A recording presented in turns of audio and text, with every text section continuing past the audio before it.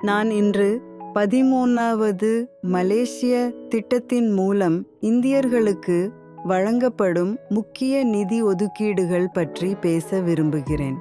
இந்த திட்டம் இந்திய சமூகத்தின் வளர்ச்சிக்கு முக்கியமான வாய்ப்புகளை உருவாக்குகிறது.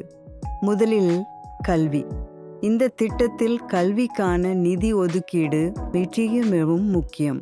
பள்ளி மற்றும் கல்லூரி மாணவர்களுக்கு உதவியாக கல்வி உதவித் தொகைகள் மற்றும் வட்டி இல்லாத கடன்கள் வழங்கப்படுகின்றன. உதாரணமாக, ஒரு மாணவன் தொழில்நுட்ப கல்லூரியில் சேர விரும்பினால் இந்த உதவிகள் அவருக்கு கல்வி செலவுகளை குறைக்க உதவும். இது அவருக்கு நல்ல வேலை வாய்ப்புகளை உருவாக்கும். அடுத்ததாக, வீட்டு வசதிகள். 13வது திட்டத்தில் இந்தியர்களுக்கான வீட்டு வசதிகள் மேம்படுத்துவதற்கான நிதி ஒதுக்கீடு உள்ளது. அரசு மலேசியாவில் வீடு வாங்குவதற்கு உதவியாக குறைந்த வட்டி விகிதத்தில் கடன்கள் வழங்குகிறது. இதனால இந்திய குடும்பங்கள் தங்கள் சொந்த வீடுகளை வாங்குவதற்கான வாய்ப்புகளை பெறுகின்றன. இது அவர்களின் வாழ்க்கை தரத்தை மேம்படுத்தும். மூன்றாவது, தொழில் முனைவோர். 13வது திட்டத்தில் இந்தியர்களுக்கான தொழில் முனைவோர் திட்டங்கள் உள்ளன.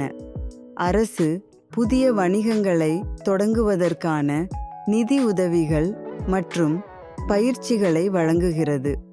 உதாரணமாக, ஒரு இந்தியர் உணவகம் தொடங்க விரும்பினால் அவர் இந்த நிதி உதவிகளை பயன்படுத்தி தனது கனவுகளை நிறைவேற்றலாம். நான்காவது, ஆட்சியியல். இந்தியர்களின் ஆட்சியில் பங்கேற்பதற்கான வாய்ப்புகள் அதிகரிக்கின்றன. 13வது திட்டம் இந்தியர்களுக்கு அரசியல் மற்றும் சமூக நடவடிக்கைகளில் ஈடுபடுவதற்கான பயிற்சிகளை வழங்குகிறது. இது அவர்களை சமூக மாற்றத்தில் பங்காற்ற உதவுகிறது. கடைசி, இளைஞர்களின் ஈடுபாடு.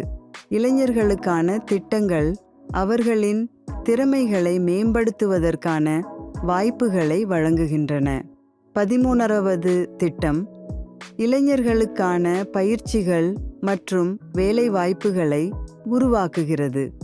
இது அவர்களை சமூகத்தில் முன்னணி நிலைக்கு கொண்டு செல்ல உதவும். இந்த 13வது மலேசிய திட்டத்தின் மூலம் இந்தியர்கள் பல்வேறு துறைகளில் முன்னேற்றங்களை அடைய வாய்ப்பு பெற்றுள்ளனர்.